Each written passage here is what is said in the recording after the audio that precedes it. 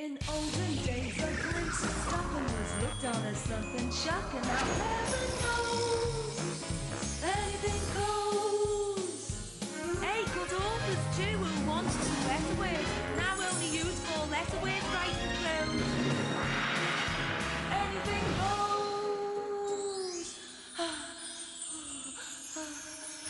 goes. Welcome to the last in our series of the Good Sex Guide Abroad. And since it's the last programme, we thought we'd get a bit risque. I know, a bit unusual for us. Tonight we look at dangerous liaisons, why sex in unusual places is such a thrill, and find out how mixed-race relationships in the new South Africa are getting on. But first, we go to the Philippines, where if you're young, well, under 25, and in love, then you need a government or church-sponsored certificate of compatibility. Honestly, you can't get divorced at all in the Philippines. It's illegal. So you better make sure you really know what you're doing before you cut the cake. Each night I ask the stars up above, when must that be? Thank you, driver. Thank you very much. One day I feel so happy, next day I feel so sad.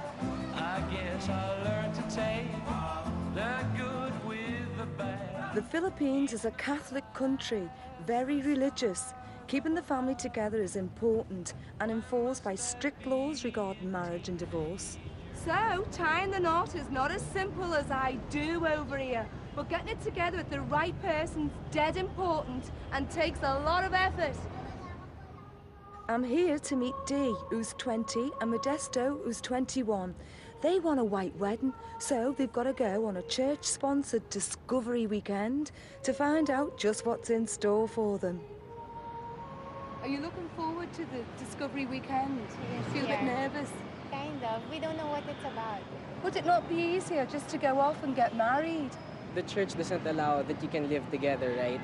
So you won't really know what's going to happen in the marriage. So I think the seminar is good in the way that you'll be given a chance to see certain problems which may arise during the marriage. Are you aware yet of the areas where you may not get along? Basically, She has a lot of ideas where we don't get along. because he's impatient sometimes, like during traffic here. He gets impatient and then he... And it's traffic practically every Every day. day. So we kind so of I'd argue rather that about he's that not every day. driving. What do you think you're going to find out about each other? What we want for ourselves and what's important for us. Because they might be telling us something which we really can't do. For example, like if they tell us to not use birth control, we know we can't have kids right away. So we'll really have to decide that. No. No? I don't want to use birth. I don't know. I'm not planning. Oh, well, good luck to you then. Hope it goes really well. And I'll see you afterwards, that's if they're still talking. The Discovery Weekends are held at this retreat house, which looks out across the volcanic coastline of the Philippines. I don't think they're the only thing liable to erupt.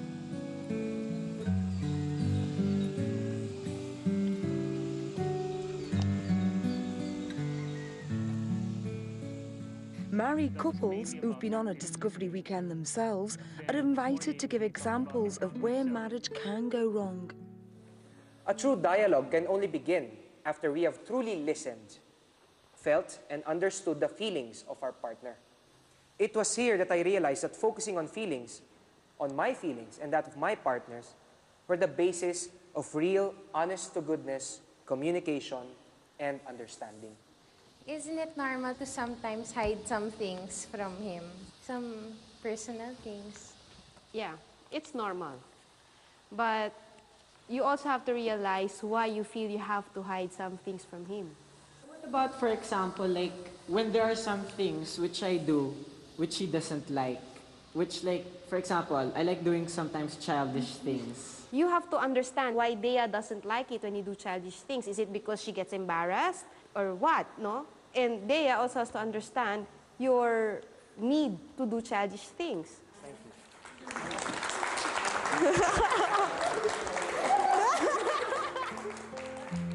you.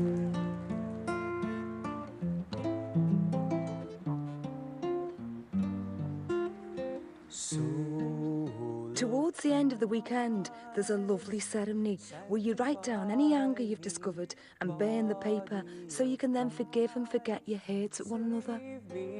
Water from the side of Christ. What did you learn about marriage? But it's not that easy. It's not fun and games. It's most of the time it's going to be pretty hard from what we saw during the weekend.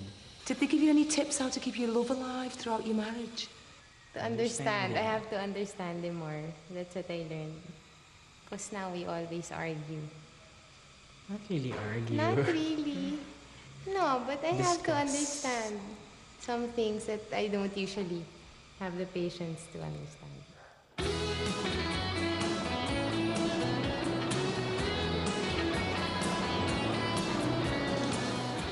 Although you might need a few lessons in love to get hitched, it seems like you don't need any lessons in driving in the Philippines. Steady, Eddie! Usually, all around the world, cars provide a den to kiss in. But when you're stuck in a traffic jam like this and sweating like a pig, all backseat passion comes to a grinding halt.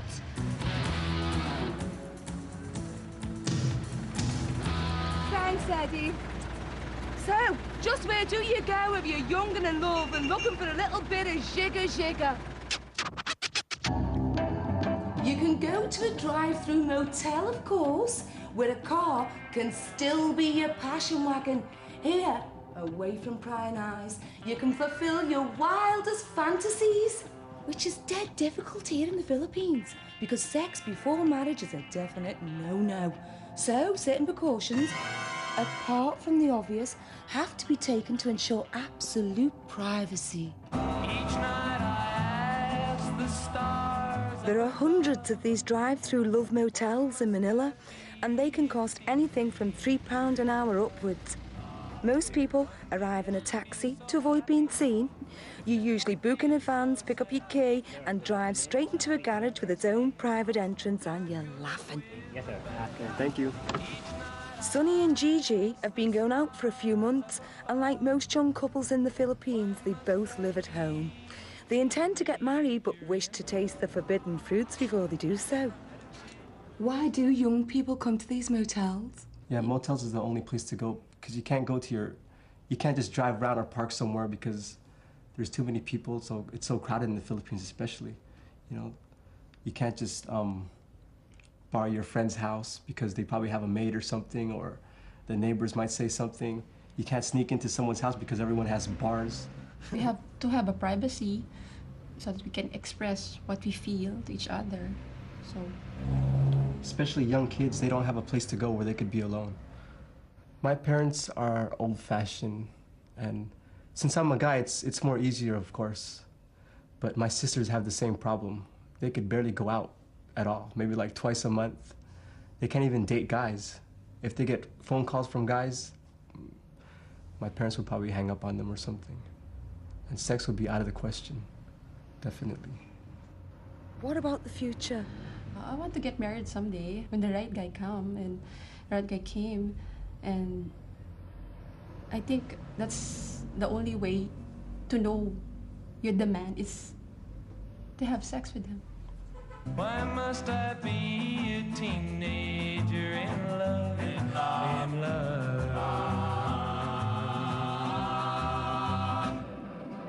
Hey, it isn't just about illicit liaisons, though. Families use this place too. While the kids amuse themselves down here, the parents amuse themselves up there.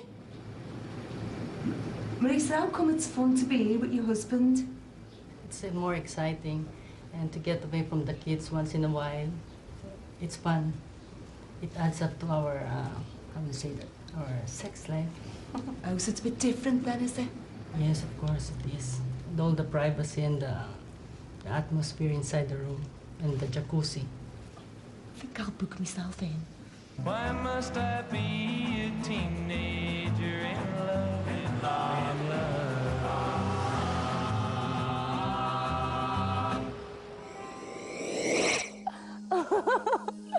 Ah, but if you were a teenager in love in South Africa just a few years ago, Being in love with someone of a different colour was no fun. Paul Ross went over there to see whether Romeo and Juliet could live happily ever after.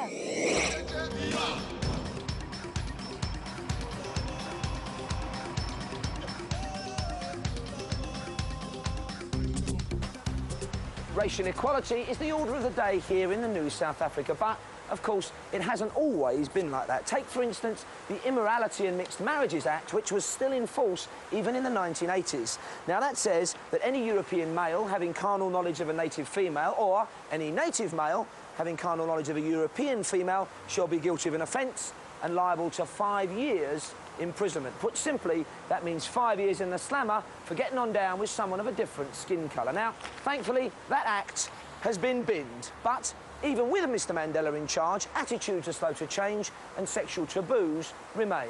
Nonetheless, there are a few brave couples hoping that a black and white wedding will end up as a mixed-race marriage made in heaven.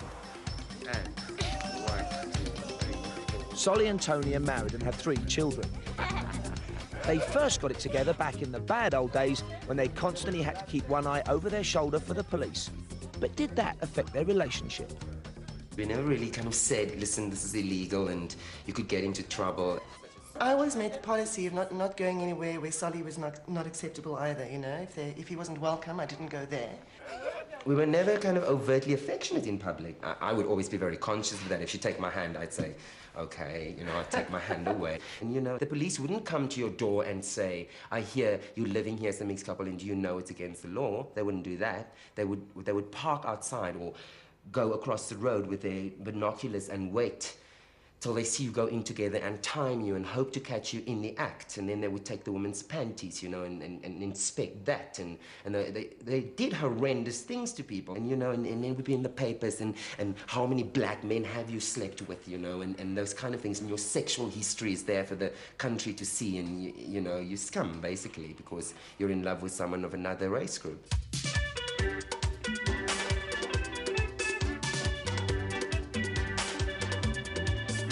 For decades, the township of Soweto was at the heart of black resistance to white apartheid rule. But now, even here, South Africa's multiracial society is beginning to bloom. Brian and Moretta married in April. They're expecting their first baby. Different races have cut across their history and fallen in love. Honestly, I was a racist. I hated blacks, true. Although I grew up with them, I hated them, really. But when I started knowing black people and I started learning them, you know, that they've got also feelings, that they can also bleed and can also be hurt and things like that, and that's when I changed.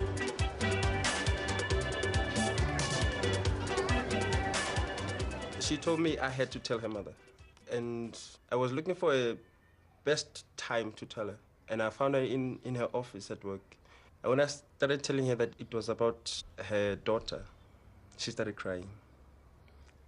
But she told me I must take care of Marietta and she will pray for us. I was overwhelmed and I started weeping too.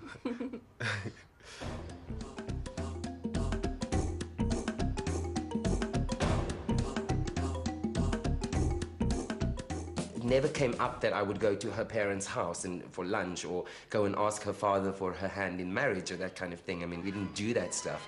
My mom, you know, when she first heard that I was pregnant, she cried. And when I saw her next, she said to me, well, she realizes now that it's obviously quite serious, you know. And I think from that point, she began to accept it. And my dad just had to, I mean, because my mom was accepting it, he kind of just went along, you know. There was times when people were gossiping and making their own stories up on this and everything, and that got to us. But I thought to myself, I must fight for this. If I want it, I must go through.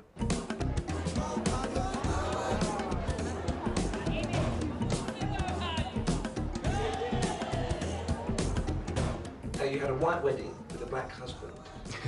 Did all your relatives attend, or were there any who were a bit reluctant at first and then finally came? Well, only the closest family came. The most important people in my life came. The others wasn't interested, or, you know, I wasn't interested in inviting them. With me, everybody came. Everybody I invited came. Even those I didn't invite, because A lot of them heard that there's a black guy marrying a white lady in Orlando, and they flocked. Now, you're living together in Soweto. What's that like, Retta, being one of the few white women here married to a black man? Scary at first. You know, there was violence and things. I was afraid of the bombings and shootings. But I noticed that it's different. People are friendly, they're helpful. It's like having a new family. And there's a lot of young kids who come to the door and knock, pretend to be selling sweets and things like that so that they can just get a glimpse of Marita. Most of our attention goes towards our kids. And what we try and strive towards is to create a space where one day when they're adults, they can say, I'm proud to be who I am. This has got nothing to do with the new South Africa and things like that. This has got everything to do with love. Two people loving each other, that's all.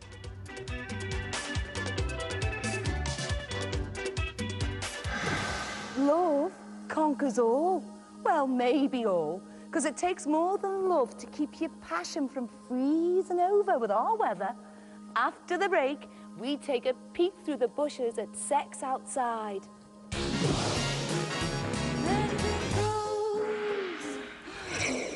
Ah, sex in unusual places is a well-known thrill. However, it's taboo in loads of countries. In some societies, it's completely forbidden to do it anywhere outdoors. And there are a few countries where you can only do it at night. Whatever happened to the afternoon quickie? But the risk of being caught can still give some people a quick lift going up.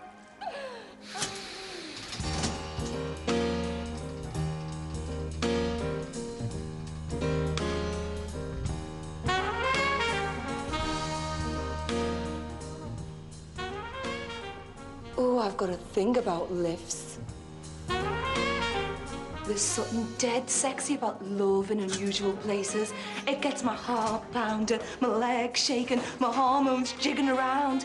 But why is sex so exciting outside the bedroom?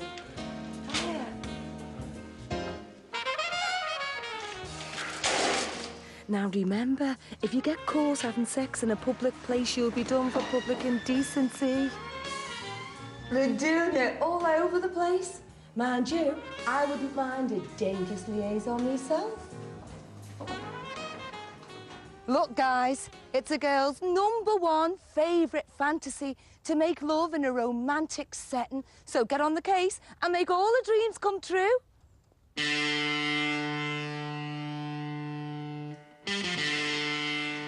Well, I didn't plan to go out and do it, but we were travelling around the Grand Canyon and we stopped at the side of a road to go down to a dry riverbed.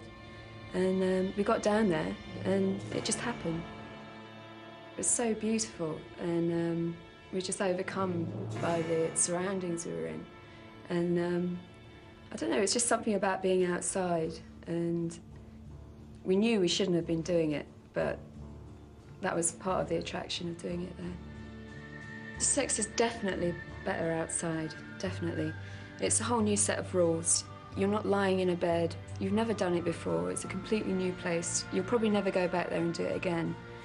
It's a one-off experience.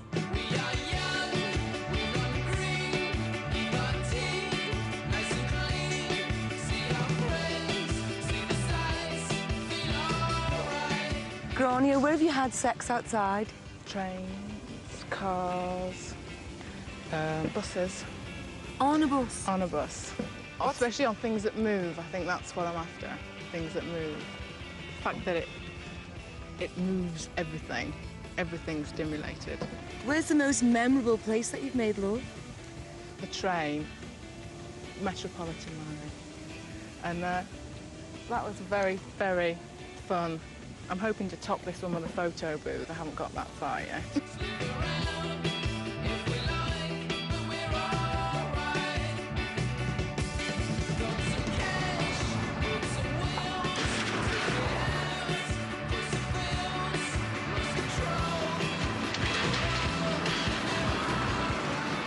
Hey, fellas, if you're looking for a pump, and I don't mean your tyres, take a Skoda for a spin. This 90s passion wagon beats Ferraris, Porsches, hands down in the Roger rating. Why are Skodas such great passion wagons?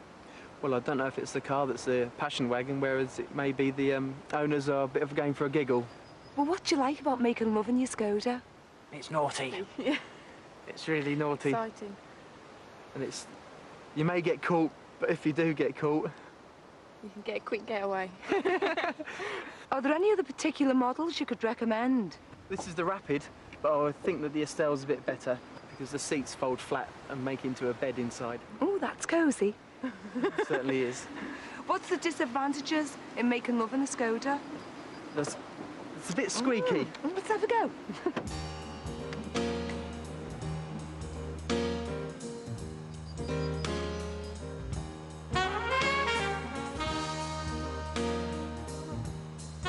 You'll have to rub a bit of grease on it, won't you? Oh, yeah. A bit of lubrication here always helps. Can I bum a lift off you? I'm off to the footsie. Yeah, sure, hop in. Great. Oh, not you two again. It's not even your car.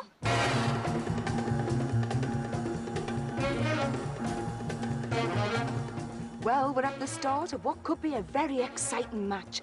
Both of our players, John and Sarah, are raring to go. Soon, I'll be talking to an old pro about the game, Sean Murphy. It's kick-off, and John's heading for Sarah. Always precise with his dribbling, but Sarah's playing away, making full use of her nifty footwork. John's been caught offside, but John's not backing off. He's moving towards Sarah's goal. Oh no, he's been caught handling in the box. That's a penalty. What a busting game. Sarah's going for the hard tackle. John's going round the back. He must remember it's a foul to tackle from behind. He's going for a goal, and he's scored. Looks like both teams will be going for an early bath, eh, Sean? And they'll need it after such dirty play. What happened when you were playing the love game?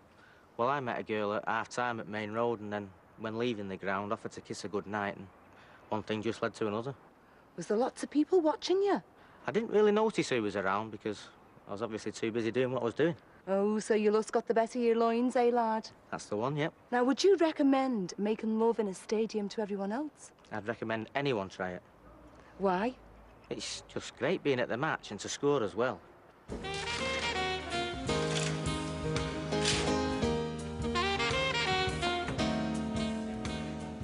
Those two look like butter would melt in the mouth, but we're on to them. Sex in the great outdoors can be good, clean fun, but be careful. You don't breach the peace and love. Excuse me, officer, did you know that there's two people in the lift having sex? I think it's disgusting. Wait for me. What are they like? Did you know that every day over 50 million people around the world are doing it? And frankly, as you've seen, some of the things they do are incredible. But most people seem to want passionate and meaningful sex, especially if it means hours of foreplay, multiple orgasms, and a cosmic oneness with the one you love. Now, these things can take a while to get the hang of, but I hope you've been watching for the last few weeks and you've learned a few tricks as well. I know they have. Goodbye, lovers.